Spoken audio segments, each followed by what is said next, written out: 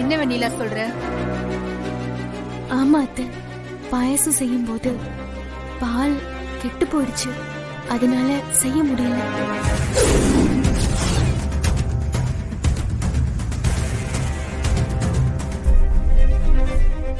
பின்ன நீ மனுஷங்களை வேணா ஏமாத்தலாம், கடவுளை ஏமாத்த முடியாது.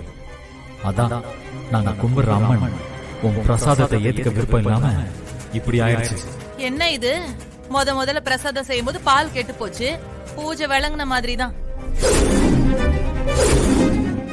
இதுக்கு வான்மதி செஞ்சதே பரவாயில்ல.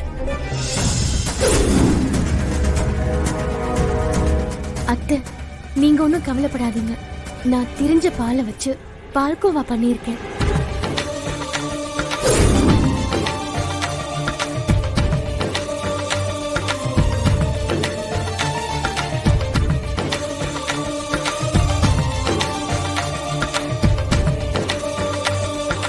ஒரு வீட்டோட மருமகன் இல்ல, ஒரு பொண்ணுனா இப்படிதான் இருக்கணும்.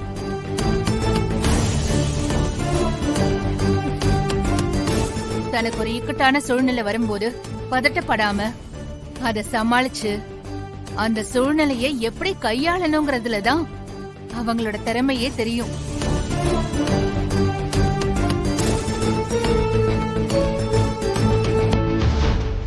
அந்த விதத்துல வெண்ணிலா புத்திசாலி.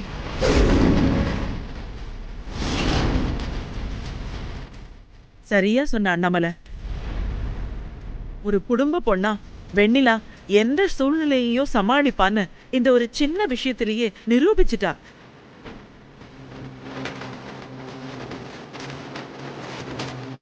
நானும் அம்மனுக்கு நடக்கிற பூஜையில நானும் ஏதோ அபசகுணம் நடந்துருச்சோன்னு யோசிச்சேன்.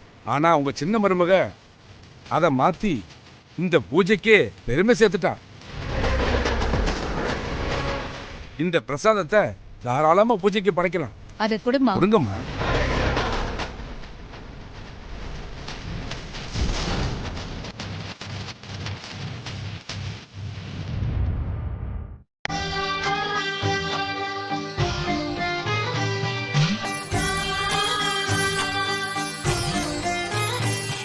புது தம்பதிக்கு 2 பேரும் வந்து மனையில உட்காருங்கோ.